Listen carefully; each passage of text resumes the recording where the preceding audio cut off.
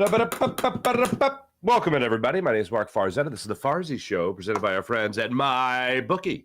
Hope you guys had a wonderful Thursday, and we have a wonderful Friday, and we have a wonderful weekend. If you're in the Philly area, though, it's supposed to rain, like, all the time this weekend, so that kind of sucks. But anyway, welcome into the show. We got the Phillies beat the Mets, opening up that series with a victory. Nick Castellanos stays piping hot. We'll get into that conversation. We'll get into the conversation about your Philadelphia Eagles and Jalen Hurts addressing the media yesterday. Let me set the scene. This is how it went. A.J. Brown, and I love when players do this because, man, you go up to players, sometimes you're just like, I don't wonder if they have anything to say. Sometimes they don't. Sometimes they do. Most times they don't. But when a player says, everyone gather around, like A.J. Brown yesterday at the locker room, where he wanted to clear the air about that little sideline spat he had last Thursday with Jalen Hurts. As we know, he wasn't available to the media after the game. So this is the first opportunity Eagles reporters really had to talk to A.J. Brown about what happened against the Minnesota Vikings and why it seemed like he was so frustrated. The cameras caught him being frustrated with A.J. Brown or with Jalen Hurts on the sideline. Nick Sirianni had to come over and break it up. So A.J. Brown said, hey, gather around, and said, hey, look, we're all cool. We'll let you hear from A.J. Brown coming up in a second. So he clears the air. Then they asked Jalen Hurts about it. Jalen Hurts thought it was funny that A.J. Brown had to call a huddle around his own locker with the media to kind of clear the air there. But it was a wonderful thing. And in all honesty, I have maintained the same energy when it comes to the A.J. Brown, Jalen Hurts alleged spat. Now, do I deny that there was a disagreement? Absolutely not. But I don't think that there was a real spat. I don't think that there's real trouble between these two. And this is why I never jumped to the conclusion that it was on the Donovan McNabb, Terrell Owens type of anger or frustration or anything like that. And I don't think it threatens the relationship or the overall well-being of the team at all. We'll get into that conversation today. And the Dallas Cowboys, their defense takes a huge hit yesterday. Also, the New York Giants looked about as good as you could assume without Saquon Barkley in the backfield last night. That was a stomping at the hands, or in this case, the feet of the San Francisco 49ers. What a that wasn't good. If you're a Giants fan, you can't be feeling good about yourself. You're feeling good about coming back from a 21-point deficit against Jonathan Gannon's Cardinals the previous week. Probably not so good playing against and you stayed out there on the West Coast, by the way, going out there and playing the way you did against the San Francisco 49ers. So they take the L last night in Thursday Night Football. But let's start it off with your beloved Philadelphia Phillies and what went down in last night's game. The Phillies went into last night's game as a ball club that was 2-4 in the 6 games they had played against the New York Mets. They had not played well. They hadn't played well at all against the Mets. They have 7 games, including last night's game, remaining against the New York Mets. The one question I asked was, don't play down to your opponent. The teams you are facing for the remainder of the year suck. I haven't looked at it, but I'm going to go ahead and assume they got the easiest schedule in baseball. If you were going to face anybody towards the end of the season, these are the guys you want to face. And I know that the 7 games are divisional opponents nonetheless. Again, I know it's against the New York Mets. That's fine. You struggle. Now you're at least 3-4 against them for the entire season in the season series. Now you have a chance to go 500 against the New York Metropolitans tonight on Scott Rowland night. We'll talk about that as well.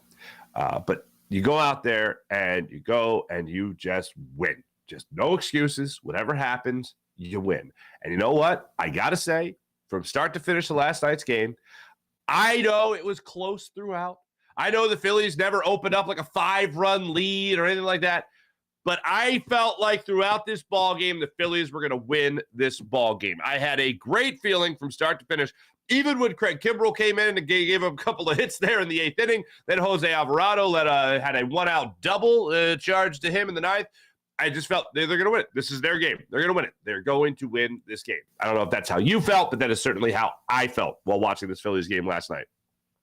And the overall saving grace to it all was that Nick Castellanos is absolutely on fire. Absolutely 1,000% on fire. The numbers he has been able to put together so far this month, he has the opportunity this month to have his best of the season. And you're talking about a guy who was an all-star for the way that he was able to play, the way that he was able to hit in the first half of the season.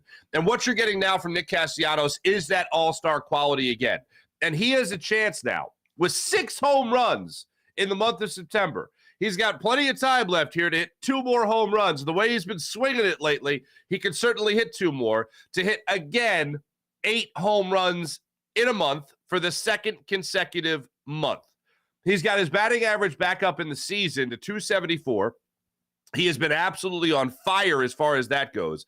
And you look at just what he has done in this month of September, now on September 22nd, he is hitting overall for the month just 247. But over the last week, he is hitting 360 with 6 home runs. Excuse me, with 2 home runs, 2 of his 6 coming in the last 7 days.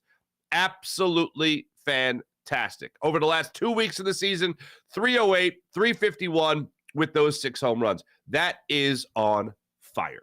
Absolutely from Nick Castellanos. And last night was no exception. You go through the game and what he was able to bring to the table for the Phillies, absolutely fantastic. So you go in, you start this game off. Ranger Suarez, no issues there in the first inning. 1, 2, 3, go the Mets. Then Kyle Schwarber leads things off with a double, or excuse me, with a walk. Then you have Trey Turner step up. He works a walk. Alec Bohm, unfortunately, fouls out. Puts it in foul territory. Bryce Harper gets a single. Get the bases loaded, 1 out. Nick Castellanos comes through in the clutch, making sure the Phillies don't waste an opportunity there in the first inning. He puts the Phillies up 2-0 with a 2-run single to center field. Then it ended up being a 31-pitch inning for David Peterson, the starter for the Mets last night. Then you go into the second inning, and unfortunately, Ranger Suarez, they started to get to him. They ended up tying things up on a McNeil RBI double. And then Beatty comes up to the plate. And he gets an RBI single to right field. It's a 2-2 ball game, so you give the runs right back. Alec Bohm's on top of it in the third inning. Fantastic. He waited on a 2-2 changeup and blasted it 405 feet for a 3-2 Phillies lead in that third inning. His 18th home run of the season. I'll say this again. I would love for over the next, what do the Phillies have now? 6 games on the season here, 3 here, 3, 9 games Phillies have remaining in the season. I'd love to see Alec Bohm get to 20 home runs. I always say with the caveat that there's going to be 100 guys this year that are going to hit 100 homes. 100 homes. There'll be 100 guys that are going to hit 20 home runs. There's going to be 100 guys that are going to hit 20 home runs this year.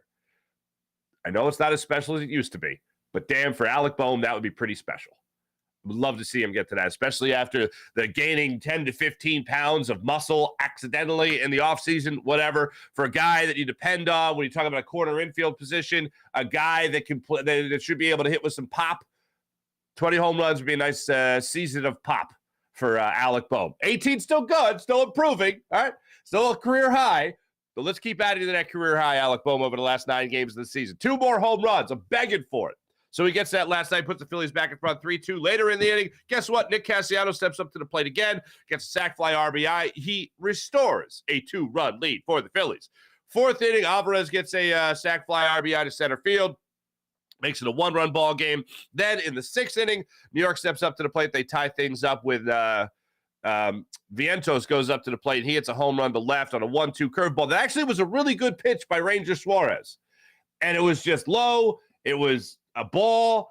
I think Ranger was just trying to get him to swing over top of it. It hung up just enough that I don't even like that because it was a good pitch. And Vientos just went down and 9-ironed. Boom. Hit it out of the ballpark for the home run. Made it a 1-run ball game again. Or excuse me, made it a tie ball game at that point. Then Castellanos steps up in the 6th inning, and he hits a 454-foot home run to left field off the facing of the upper deck in left field. Crushed that baseball for his 6th home run of the month, gave the Phillies a 5-4 lead. And Phillies, unfortunately, weren't able to do much with it after that in terms of he led off with the home run. Then Stott worked a walk. Then you have Rojas go up there with a single. So you got 2 runners on to start things out. Runner on first and second, nobody out. Pache lays down a sack bunt. Mass hysteria breaks out on the infield. And the Phillies, unfortunately, after that, had a 1st and 3rd situation.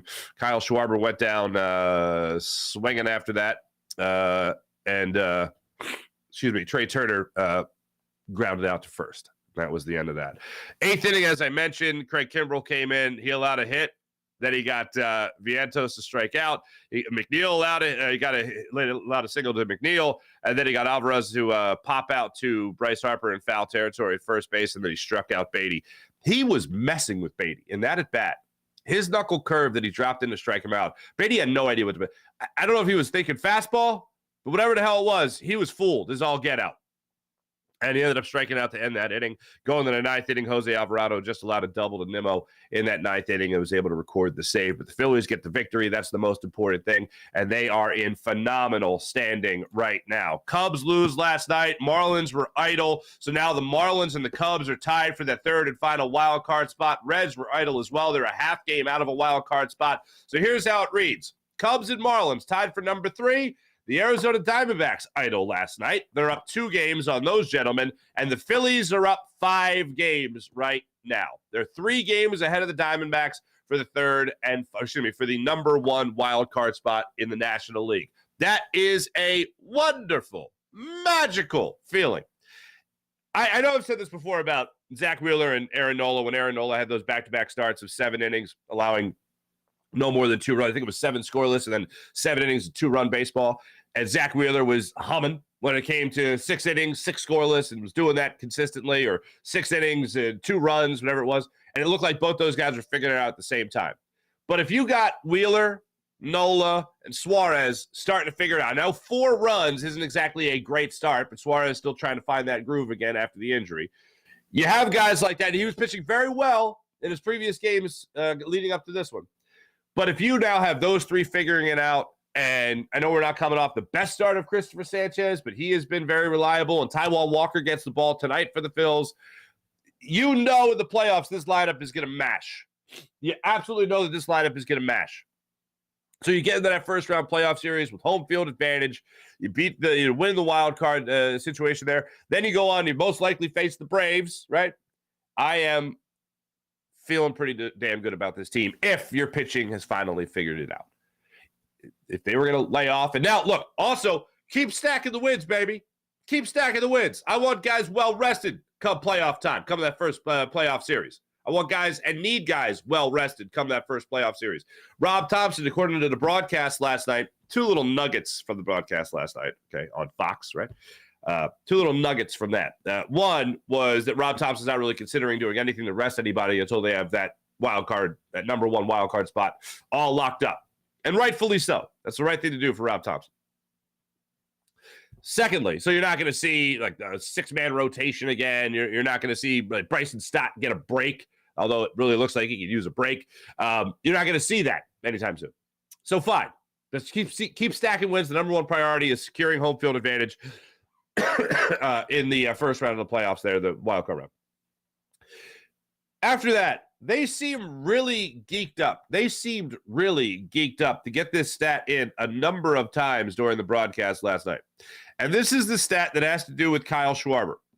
I forget, I don't know the play-by-play guy's name for Fox. I don't know. But anyway, Kyle Schwarber leads the league, is all-time leader in Major League Baseball this season with runs, home runs, RBIs, and walks. The caveat, as I described last night, and then later put up the graphic on TV, he's the leader in all those categories among hitters with a sub-200 batting average. That's one hell of a caveat. Yeah, you know what I'm saying? And then they were describing when Ken Rosenthal was doing his hit with the team, or from the field, he said that Kevin Long, Phillies hitting coach Kevin Long, told Kyle Schwarber, don't be so down on your batting average. Just think of your think of your walks as if they were singles. I understand the point. And if you're a hitting coach, that's not the worst advice in the world. That's not the worst little tidbit to put that in your player's head to help his confidence at the plate. Look, when you're talking about home runs, it's a great thing. When you're talking about sitting on 45 home runs, you're talking about sitting on 99 RBIs. When you're talking about 122 walks. Good Lord. When you're talking about that, the confidence should be fine. But yes, when you're talking about the batting average, been what it's been all season long for Kyle Schwarber, I think the guy knows what he is. John Kruk told a story the other day on the broadcast about how he was talking to Kyle Schwarber, and he talked about how one year he was hitting 240 and his confidence was down. He thought he was never going to get a hit, and he was going on and on and on about his struggle and all this stuff that year. And Kyle Schwarber just put his head down and just shook his head. And John Kruk was like, what? And he goes, I wish I could hit 240. It's just like, it's just not the hitter that he is. And baseball and the Phillies, I mean, look, they enable the type of hitter that he is. They're like, look, you're batting leadoff, so we don't even care about your batting average. Now, for the people that argue batting average doesn't matter, I can agree with that if you're talking about a leadoff hitter to a lineup. And you're getting that many at-bats, and you're getting on base at the clip that you're getting on base. Yes, as a leadoff hitter, you're paid to get on base. You're supposed to get on base. He's been getting on base. He's been getting on base at a 344 clip so far this season with 9 games left. So that's pretty damn good. The batting average at 196, not so good. The strikeouts, also not so good. 3 last night. But in terms of getting on base, he's doing his job there. And hitting the long ball, he's doing his job there. Getting on base with the walks, he's absolutely doing his job. This is the one time I'll go, yeah, I understand the point about batting average not being as big a deal as on-base percentage. If you, as a leadoff hitter, are just supposed to get on base, and he gets on base. But the idea of just think of your walks as hits, I understand the point. I disagree with the philosophy because they're not.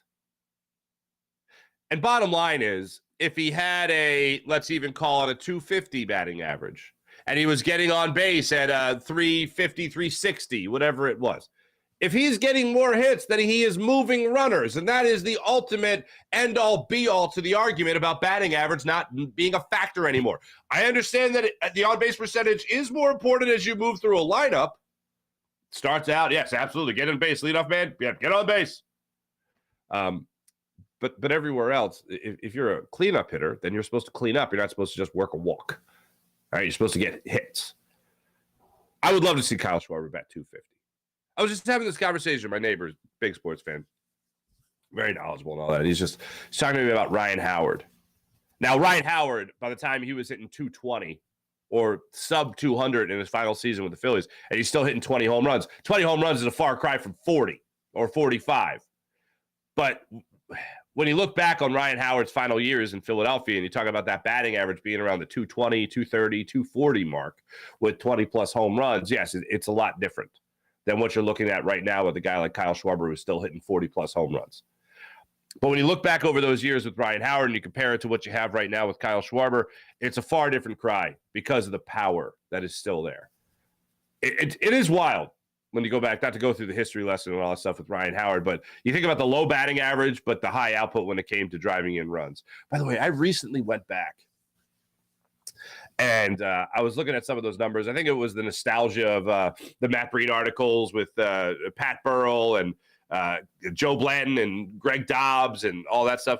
But I went back and I looked at Ryan Howard's numbers, and I went down a rabbit hole and I started looking at Wikipedia about like Ryan Howard's I think it was his last year that Tommy Joseph came up and was starting to hit home runs at the big league level, and he was doing it at a great pace. And I'm reading quotes from Pete Buchanan about Tommy Joseph is that kid's the real deal. How do I tell him he's not the starting first baseman? You know, it's just like, wow, that was the end of the road for Ryan Howard, man. That was the end of the road. And I asked a question. I remember I asked this question because Tim Tebow at that time just started playing professional baseball. And I asked the question, who's going to hit more professional home runs for the rest of their career? Tim Tebow or Ryan Howard? And at this point, Tim Tebow was just about to start playing minor league ball for the Mets. I think Ryan Howard had just signed a minor league deal with the Braves. Then he bounced around and he went to the Isotopes, where he hit, I think, 1 home run. And I do believe it was a walk-off. Trying to keep the game going, right? Trying to stay in the game. And it ended up being Tim Tebow, hitting more professional home runs from that point on. Pretty insane. But anyway, I tell you all that to tell you this. Kyle Schwarber, I appreciate you. I appreciate Kyle Schwarber. That's why I tell you that. We'll get into the matchup for tonight's game coming up in a minute in our Morning Rush segment to end the show. But, yeah, Phillies get the 5-4 victory. They'll be back at it tonight with Taijuan Walker on the hill. So, yeah, stay golden. Stay golden there, Philadelphia Phillies. All right, let's talk about your Philadelphia Eagles. First and foremost, I look at this squad and everything that's been going on recently with the Phillies, or excuse me, with the Eagles, and it's a long layoff. And here's the conclusion I've come to. I feel like there are a lot of people that know the Eagles are king in Philadelphia. And it's not close. The Phillies, the Sixers, Flyers, Union, Wings, everyone, they're fun, okay? But the Eagles are king. It's the Eagles and maybe the Phillies, depending on which team after that isn't pissing you off more, right? But it's about to be Eagles and Phillies, obviously, with the Phillies being in the playoffs and all that. But I feel like even going through the offseason, the questions were about Sean Desai, Brian Johnson, and I think there's still a lot of questions surrounding Brian Johnson. The questions were about the safety position, your cornerbacks, the running back rotation. We were talking about third-string running backs. We had questions about the linebacker position. Like, I felt like when you don't have a quarterback controversy, I felt like when you have a team that has gone out there and played in a Super Bowl, won the NFC, you had an MVP caliber quarterback, there's kind of a feeling of comfort. Like, there wasn't a whole lot of real, sink your teeth into topics in the offseason. We talked to Brandon Lee Gowton of Bleeding Green Nation. He's like, I'm bored. It's like, I'm bored with this. And I'm like, I get it.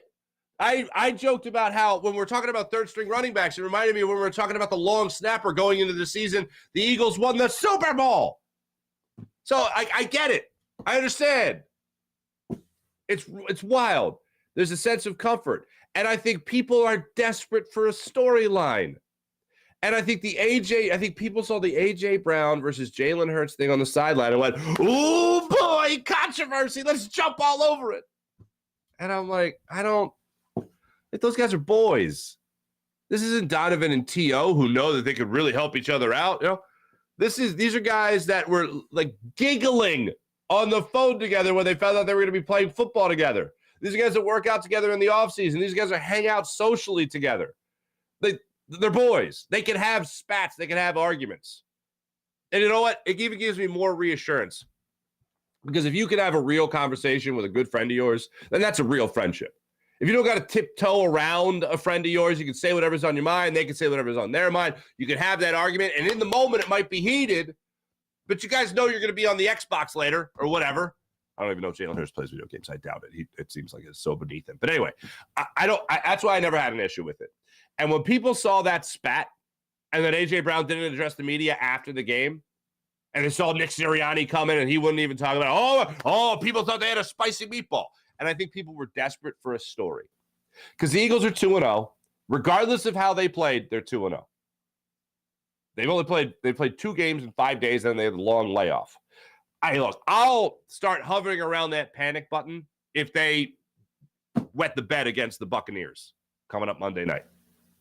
But as of right now, look, I understand that you have a 2-0 football team coming off a Super Bowl appearance, and you have a quarterback that hasn't played that well. That's the main story as far as I'm concerned. But when you want to look for the drama, I don't think there's a lot of drama when it comes to this Eagles team. This is an X's and O's football team. The biggest drama is what ultimately matters most. It's not the easy appeal of, 2 players aren't getting along, quarterback versus wide receiver, let's go. I think like after a quarterback controversy, that's like the next story everyone wants to jump to. I just never saw it. I thought it was blown out of proportion. When I saw it happen live, I thought, okay, good, they give a damn. All right, great. But I also knew people were going to jump all over it, and they did.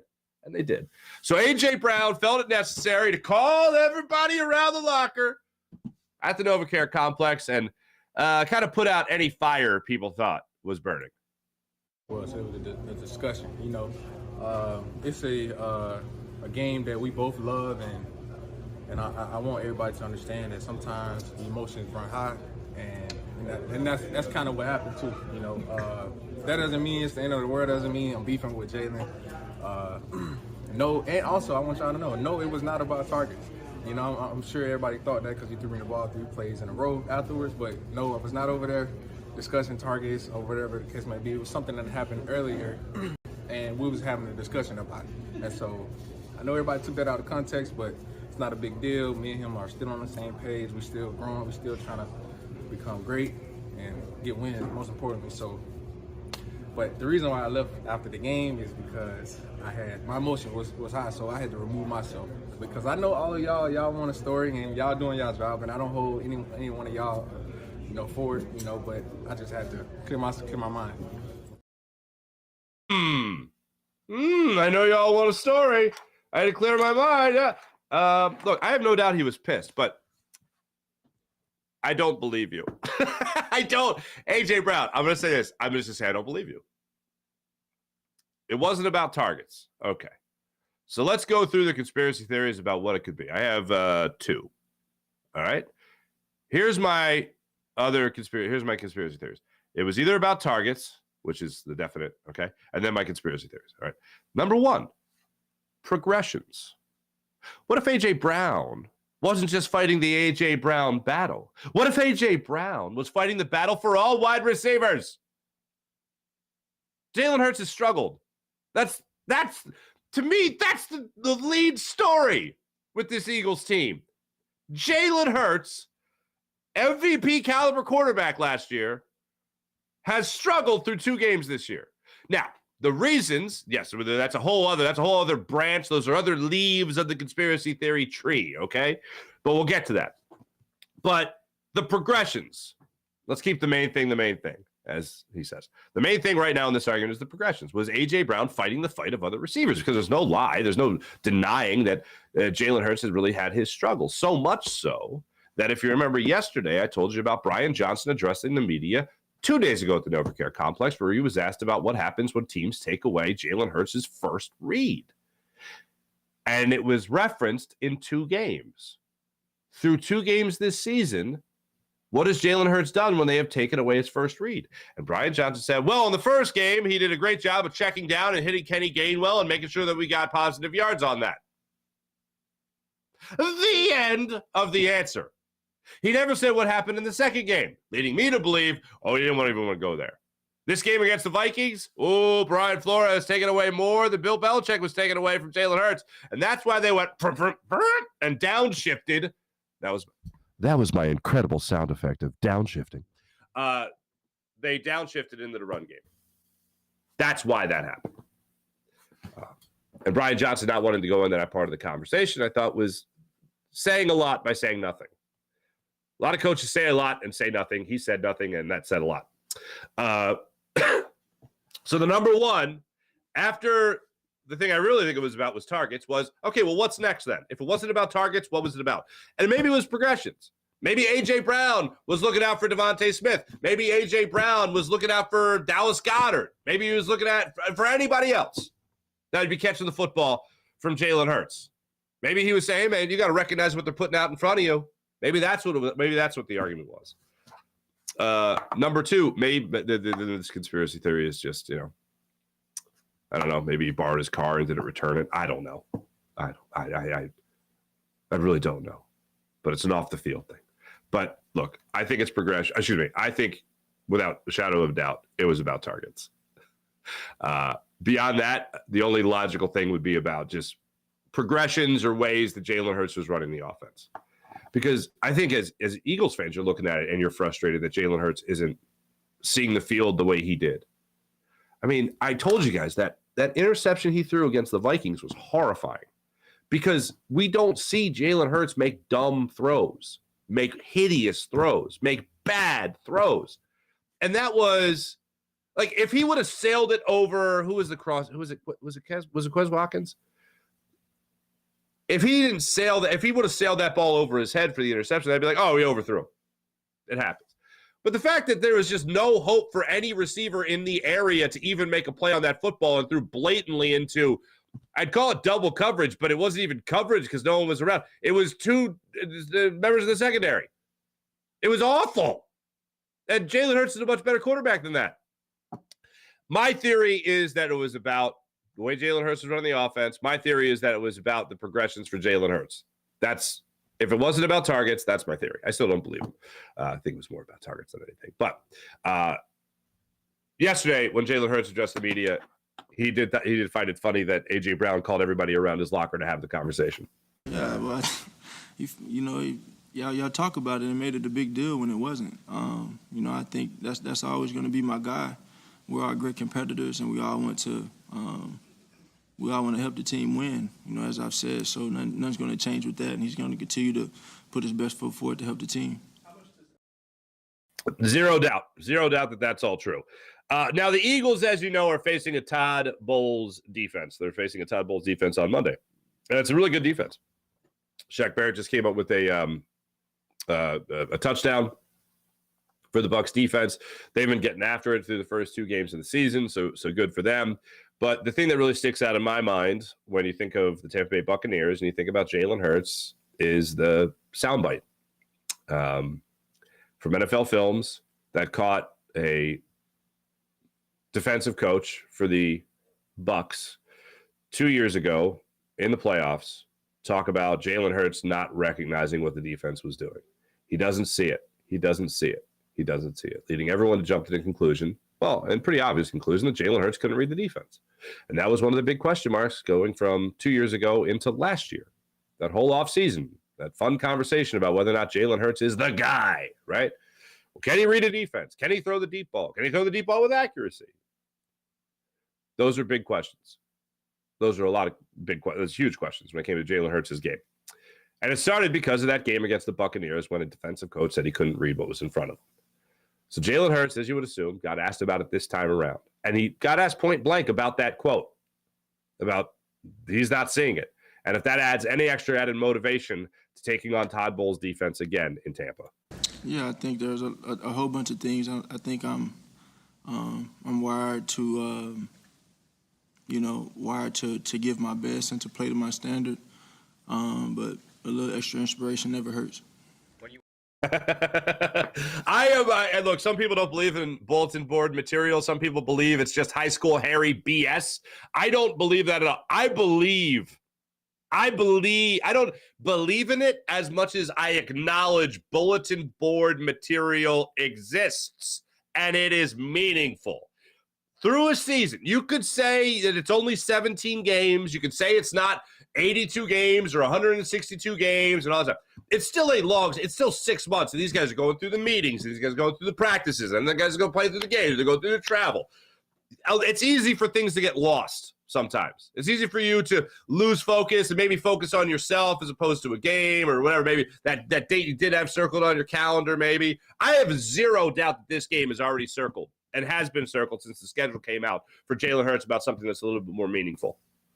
And that Tampa Bay Buccaneers defense and Todd Bowles, that is something that Jalen Hurts has circled.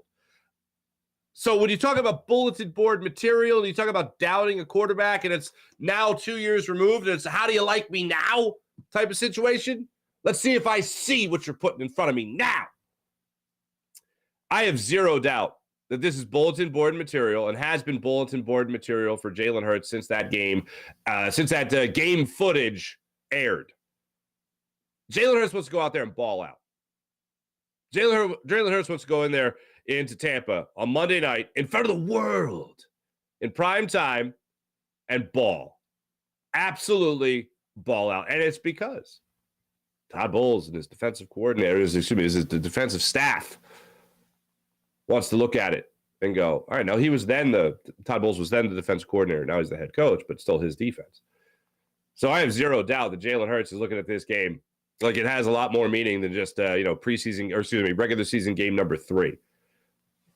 He wants to go out there, and this extra added motivation, as he just acknowledged, I think is going to aid in doing that. And look, if you need that, if you need a little something extra to make yourself pull focus, we talk about it all the time since Last Dance came out. 3 years ago now? 4 years ago now? About Michael Jordan lying about a guy just telling him good game and how that pissed him off. Hey, whatever you need, professional athletes, whatever you need. If Jalen Hurts, it would motivate me. I think it would motivate a lot of people. Now you have an opportunity to go out there and show them how far you have come. And one of the first things Jalen Hurts talked about when he was asked the question was how, that was 2 years ago. He's a different quarterback.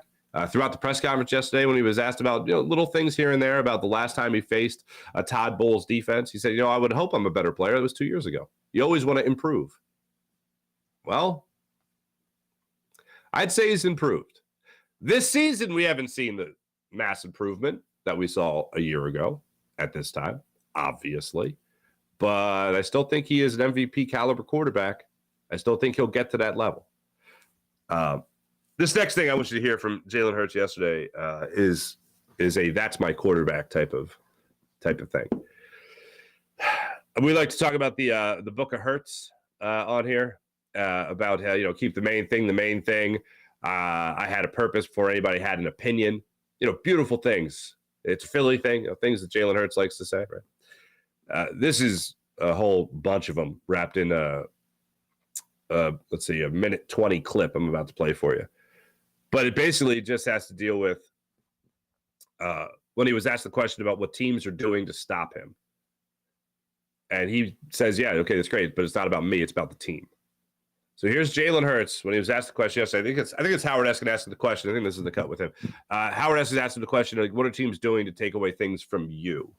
And how are you combating that? Here's Jalen Hurts. I think you look back at the first two games, you look at the total yards offense that we had. The first game, I don't know how much we had, but I know we had maybe about 450 last week. And so that's pretty on par for what we've been able to do offensively. So when you think about how it gets done, that's what everybody else wants to talk about. But aren't they playing differently against you? I mean, okay, obviously you ran last week. Right. But isn't there what I'm telling you is it's not about me, it's about us. And so if they are doing something there for me, we got 250 yards rushing to do that. And so there are multiple ways to win. And the thing that I want to make clear is when did winning not become the main thing. I always say keep the main thing, where, winning is the only thing that truly matters. And so, obviously, you have important things, right? You have priorities, and I think you have 1A and 1B. 1A is winning. 1B is playing to the standard. Now, you can win, but not play to the standard, and you're still unfulfilled. You can play to the standard and not win, and you're still unfulfilled. So what matters? I friggin' love this guy. Okay, I know I say it a lot, but I friggin' love this guy. First off, it was 251 yards that they had in total offense against New England Patriots. So that's not great. We can acknowledge that. But we can win but not play to the standard. And then he said you can play to the standard but not win. And that's also when you lose. I think in Jalen Hurts' mind, this team is 0-2. This team's obviously 2-0. Spoiler. But in Jalen Hurts' mind, because in 2 games they didn't play to the standard, they're 0-2.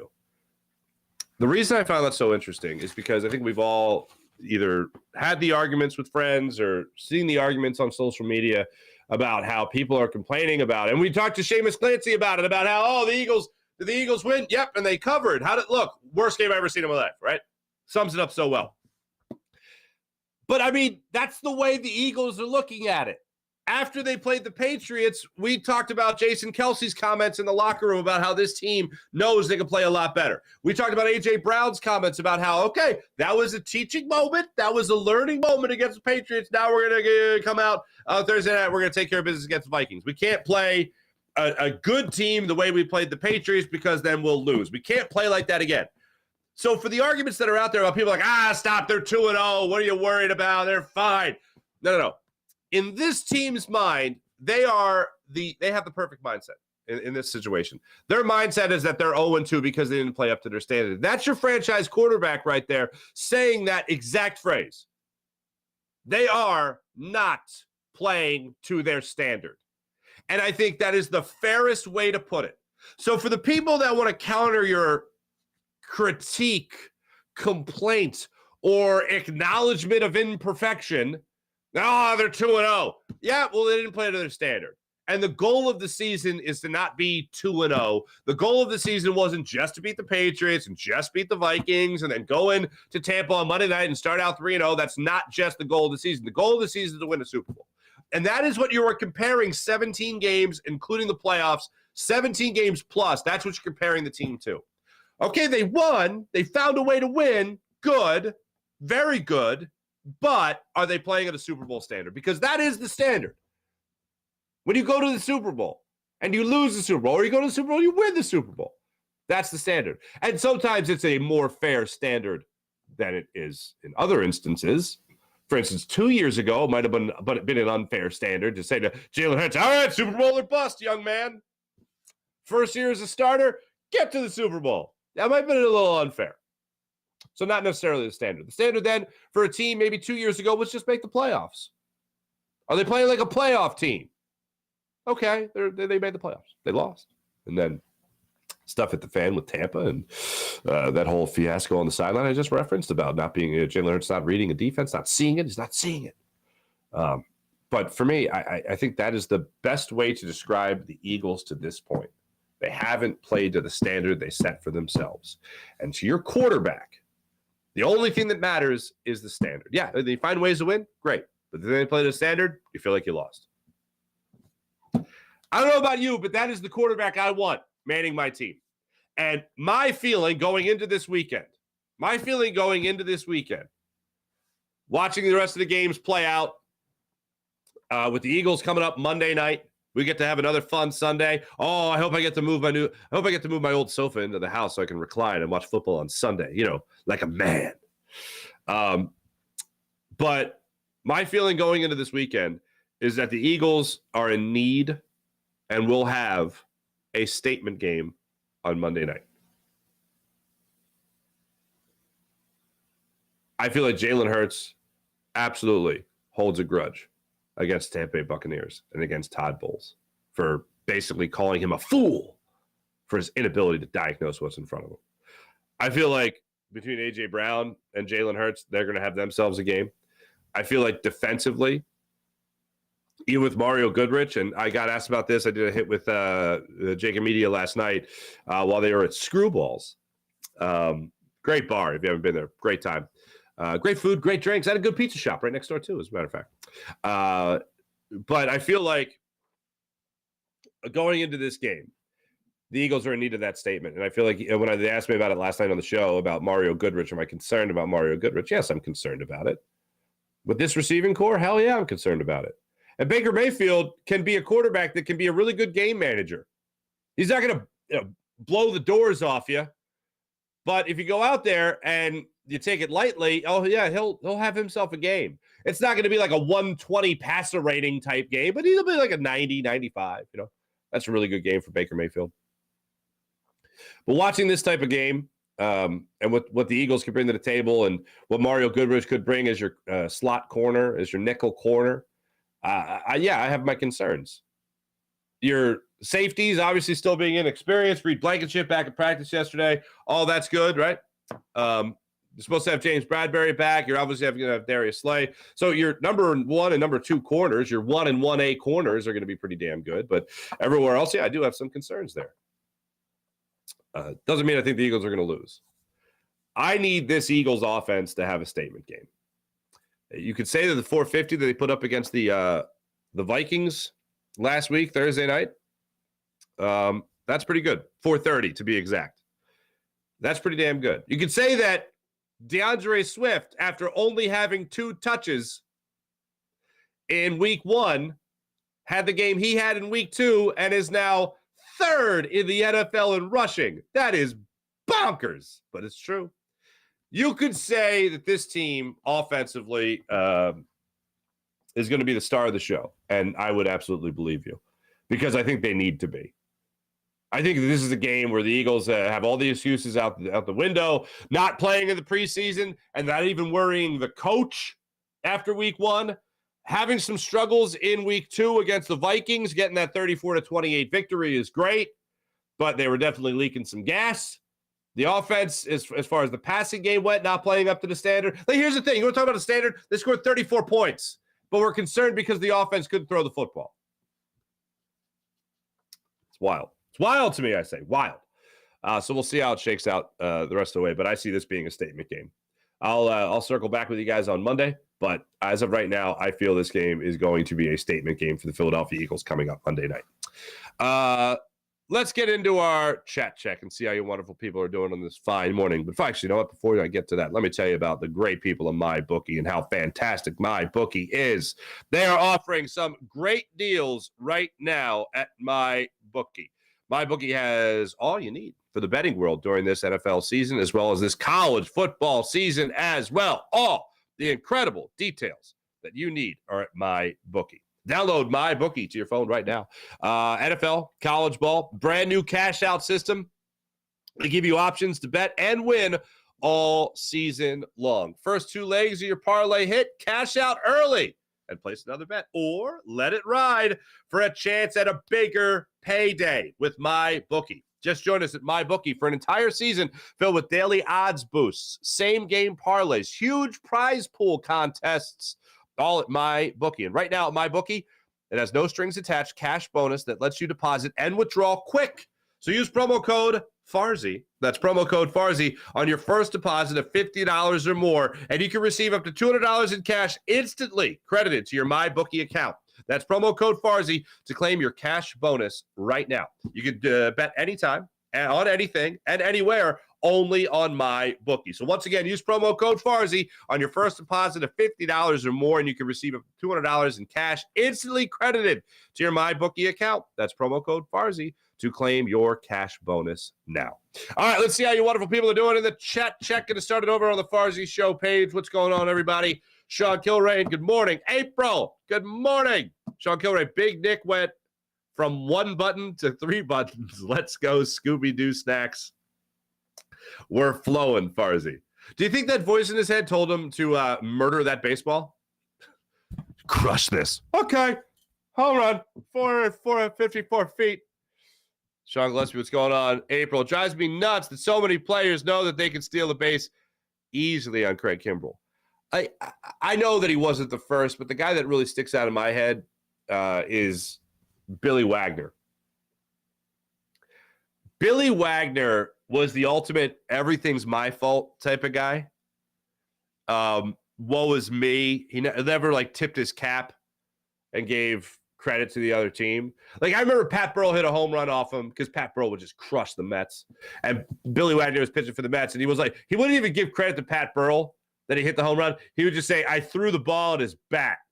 He's got that one swing, and I threw it right at that one swing. Oh, you mean so as a pitcher you threw a baseball, and as a hitter he hit it? That sounds like a good job by him.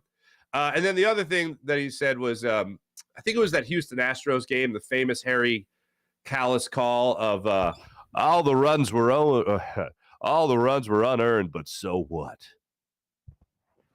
Such a great call. I think it was in that game where guys were stealing bases on Billy Wagner, and he said after the game, yeah, of course they were stealing bases. I got no pickoff move, and they all know I got no pickoff move. So I was like, yeah, so then maybe get a pickoff move. You're a left-handed pitcher, for crying out loud. Craig Kimbrell, man. Jose Alvarado. Like, how do you not have a pickoff move? Like, you know you're coming into a clutch situation as a late-inning bullpen guy, whether you're Craig Kimbrell or you're Jose Alvarado. Just have a pickoff move. That's it. Have a pickoff move. I know you think you're going to strike everybody out, but a lot of times you don't. And sometimes you walk guys, or sometimes guys get hits on you. It happens a lot, in the sport of baseball. When you're throwing baseballs at guys that are supposed to hit them, sometimes they hit them. I know it's supposed to be the hardest thing in sports to hit a baseball. Sometimes it's easy. Sometimes you throw out the old beach ball and it goes into the outfield, and it's called a hit. But yeah, it boggles my mind, April, how some guys just don't bother learning a pickoff move. Mia Sanchez, good morning, all. Ring the bell. Let's sweep the Mets. Step right up and sweep the Mets. Remember, it's 4-game series, 3 games left. Keep the winning attitude, Phil's absolutely. Mike Fuji, what's up, buddy? Good morning, Mark and Peeps. Go Fightins. You damn right, go Fightins. Sean Kilrain says, damn right, absolutely. Sean Kilrain, it's early. Come back to me when it's week 7 or 8 when teams show who they are. You agree? Yeah, I'm not losing my mind. I'm not losing my mind. Ooh, Travis Ricken, or Rakeen. Is that 2 eyes in there? Rakeen. Travis Rakeen. What's up? Score prediction. As of right now, what's the latest line? Is it 5? I'll have to look at the latest line on that game. It's funny. So not having a lot going with the offense, they just scored 34 points, right? That's pretty good. But I think the Eagles score around that same mark. As of right now, I'm more in that realm of like 35 points. I think they get 38 points. I think they're going to have a huge game, offensively speaking, against this defense. Also, a 7:50. They have a doubleheader going again. Where are we at here? What the hell's bells? Oh, there it is. Yeah, 5. Okay. Eagles -5. I definitely think they cover that. It goes without saying. But as of right now, I see this being like a 38-24, 38-17 type game. I think it's a very comfortable win for the Eagles. Farzy Show. That's where I'll go right now. Get to me on Monday when my entire mood changes. Sean Kelly, I saw an article where we trade for Chandler Jones for Derek Barnett. Okay. And Budda Baker? Okay. I'll go for it, sure. Sorry, okay, yeah. I'm sorry, did you say get rid of Derek Barnett and Chandler Jones? Yeah, okay, that's party. The dead Budda Baker? Yeah. I have zero doubt that Howie Roseman's kicking the tires on Budda Baker. I just don't think it happens. Keep my fingers crossed, but I don't think it happens. Sean Kilray is 34-21. There you go. 100% with Billy Wagner. Thank you, Sean.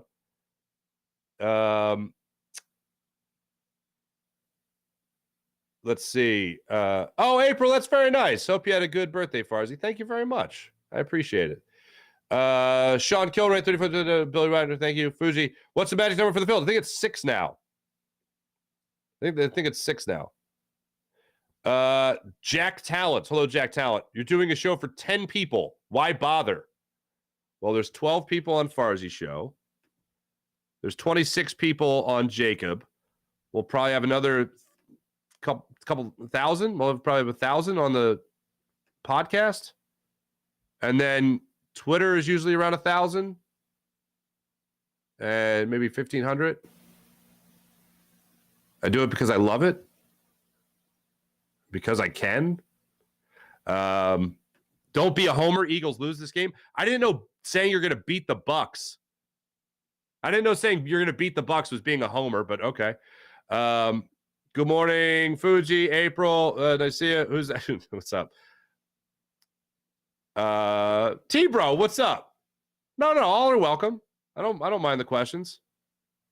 Let's go over to the Jacob YouTube channel and see how you guys are doing. Farzy Show. What's up, Adam? Adam, how you doing? Oh, Lewistown, PA. What's going on? Way to go, Castellanos. 4 RBIs. 3 players have a chance at 100 RBIs on this team. That is true. And Nick Castellanos' new career high with home runs. That is pretty fantastic. Thanks, everybody in the chat. You guys are awesome. Let me get to the morning rush brought to you by Sky Motorcars, skymotorcars.com. First and foremost, this is only an acknowledgement. I know as an Eagles show, it could be taken out of context. I'm just going to say, never root for injury. But Trayvon Diggs, done for the season, torn ACL at practice yesterday. Obviously, the Cowboys defense has been stacked. They've been fantastic this year. I mentioned the other day, they have 70 points on the season. They've only scored 5 offensive touchdowns, and they got 70 points. That means your defense is cooking, man. Absolutely cooking. And Trayvon Diggs is fantastic. He's a all-pro. 1 interception on the year through the 2 games. He's been pretty fantastic. And, yeah, torn ACL at practice yesterday for the Cowboys. Literally, you never want to see that. You always want to face a team when they're healthy, and you want to beat them at their best. But their defense definitely takes a hit from yesterday. Also, Saquon Barkley, I believe this was after the Giants loss, after the Giants loss last night, revealed he's got a high ankle sprain. So that's what he's dealing with right now. Extremely painful, as we know. We've heard that many times with Lane Johnson here in Philadelphia. So he could still be out the next 2 weeks. Could miss 3 total games for the New York Giants. Let's talk about your Philadelphia Phillies and their game 2 of the 4-game series. Phillies now 84-69. Nice on the season. Mets are coming up here after the 5-4 loss last night. It'll be a 7:05 start time. Now, before I get to your pitching matchup, Scott Rowland on this Friday night is supposed to be honored and inducted into the Phillies Wall of Fame. If I was there tonight, I would be cheering Scott Rowland. I know he really didn't like us. I know we didn't really like him, but I always thought he was a really damn good third baseman. Thinking of him now as a Hall of Famer is a little odd, but he's a Hall of Famer.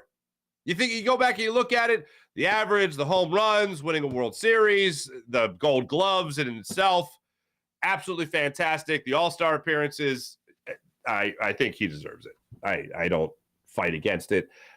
It's weird. I think Sean Kane of NBC Sports Philly summed it up when it was announced that Scott Rowland was getting into the Hall of Fame. You know, you always acknowledge him for how great a player he was, but you just never thought of him as a Hall of Famer. But you look back on it and you go, wow, yeah, the Gold Gloves and the World Series. And I've talked to a number of pitchers. I've said this before, but I've talked to a number of pitchers that pitched with the Phillies in the Scott Rowland era, and they're like, yeah, my ERA would be a full run or two higher if Scott Rowland wasn't playing the hot corner for me. You know, you're talking about doubles down the line being taken away with Scott Rowland's phenomenal play at third base. And, you know, it's crazy. He would have been 32. I always forget this, but he would have been, I think, 32 at the time the Phillies won the World Series. Think about that infield. Like, this is no disrespect to Pedro Feliz, but think about that infield for a second. Rollins, Utley, Howard, Rowland at third base. Holy pots and pans. You're not getting a ball through the left side of the infield, ladies and gentlemen. That ball's not going through. Between Rollins and another thing was that as great a fielder as Jimmy Rollins was, he said when he played with Scott Rowland, usually it's the shortstop setting his position and then the third baseman sets to him. Rollins would set to Rowland. Like, that's how good a third baseman he was. He would just say, all right, I want to see where that's where he's at. Okay, he knows what he's doing. I'll sit over here. That's pretty remarkable. That's pretty remarkable. So if I was there tonight, I'd be cheering Scott Rowland. As of tonight, the Phillies do take on the Mets once again. Taijuan Walker gets to start against Tyler McGill. Taijuan Walker coming off an interesting run for himself here. Hasn't been at his best over his last 3 starts. 14 runs in those 3 starts. 7 innings in his last one. It was a loss to the Cardinals, 6-5 loss to the Cardinals. 10-8 loss in 10 innings to the Atlanta Braves. He allowed 5 runs there. And then in a win against San Diego, was able to pick up his 15th win of the season, allowing 4 runs against San Diego. Love to see him get back on track in tonight's game. Tyler McGill, who gets the start, right-handed pitcher. He's 8-8 on the season, 4.94 ERA. He's a 28-year-old right-handed pitcher going for the Mets. He's coming off a couple of good starts here. He has gone 5 2/3 against the Reds and 5 innings against the Twins, allowing a total of 2 earned runs in those last 2 starts. Hopefully the Phillies get the win. On another note, she's been a guest of the show. She's a friend of the show. I'm a huge fan of hers. Congratulations to Julie Ertz on a phenomenal career with Team USA Soccer. Here are the highlights for her. 2-time USA Soccer Female Player of the Year, 2-time World Cup winner, 13 wins in 17 World Cup matches, 4 draws included in that. Absolutely incredible. Congratulations to Julie Ertz on a phenomenal career and making us proud. And you guys know her and Zach have House of Hope. You guys have seen me do stuff with them at House of Hope. Just creating a great place for people to go in Hunting Park, Philadelphia. And Julie, Zach's mom, Lisa, Pastor Rob Whitmore, my man, doing fantastic things for the community there. And it's backed by the Ertz Family Foundation. So congrats to Julie Ertz on a wonderful career. Yeah. Thanks for watching, everyone. Thanks for listening. This has been the Farzy Show. I'll be back with you guys tonight on the Jacob Media Sports Channel to talk all things Phillies, following hopefully what will be another Phillies victory. And they at least have 2 games in hand against the Mets in this 4-game series. Jim Hyde, produced program, did a wonderful job. My name is Mark Farzan. Have a great rest of your day. This is the Farzy Show, brought to you by the people at MyBookie. Have a great rest of your day, everybody. See you tonight. Bye.